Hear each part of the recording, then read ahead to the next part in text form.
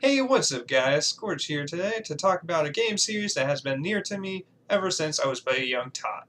And that's because Kirby's Dreamland is the first game I remember ever completing. And I still have it, right here. I don't even know if this still works. I don't even have a console I can play it on, so I just have this cartridge. Anyway, there's no denying Kirby's influence in the gaming world today, as he races, fights, plays his own version of golf, he even has his own show, and a few weird spin-off-y things. He's so popular, even the president likes him.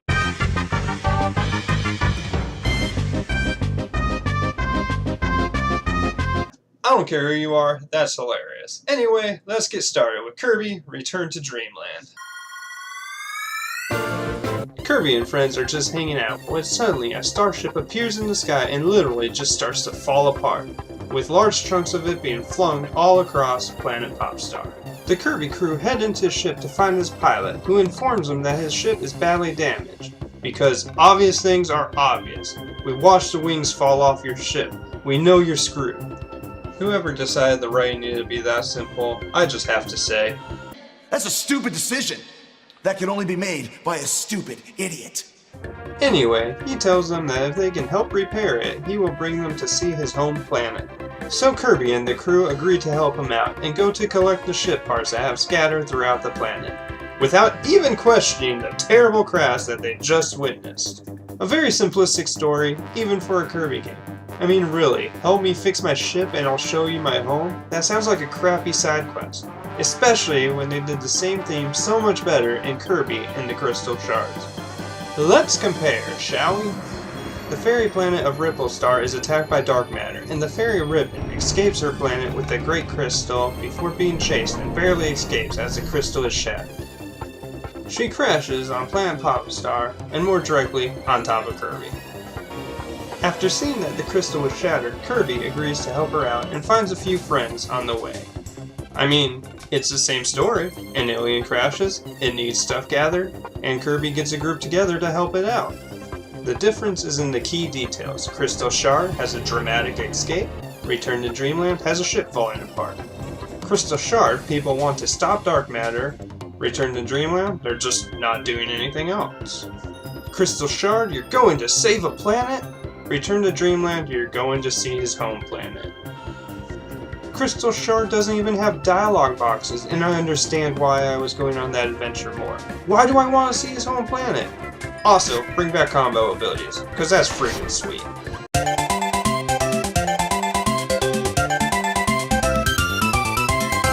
When someone mentions video games, most everyone will think of Nintendo, and that is, in no small part, due to Nintendo's ability to make bright and exciting worlds and characters. Being the franchise that Kirby is, Planet Popstar is no different. Dreamland has always had such bright and wonderful scenery and memorable characters. That's why I'm honestly a little bit disappointed that Return seems so generic. It's almost too much of what you'd expect. There's just no uniqueness to this game, besides the fact that they added multiplayer, and the super abilities, which are cool for like the first 3 times you get them. Most Kirby games at least try to bring their own uniqueness with stuff like animal pals, combo abilities, or a friendship system. Then there's also the spin-offs with golf and racing. But Return to Dreamland is just a basic Return to Dreamland. But even the most generic of Kirby games has great music.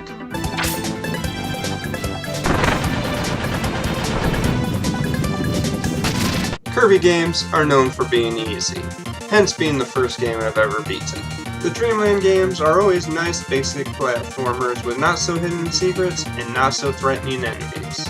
Actually, I find it kind of hard to call a sleeping character an enemy, but that won't stop Kirby from eating him. And that leads right into Kirby's main 2 abilities, the first being his ability to eat victims and absorb their powers, and his second main ability is to not give a crap. But, as mentioned earlier, the great big addition to Return is the multiplayer, and it brings a new meaning to the term Team Carry. Or, if teamwork isn't your thing, you can always use your teammates like a Yoshi and leave them to die after you use them as a springboard.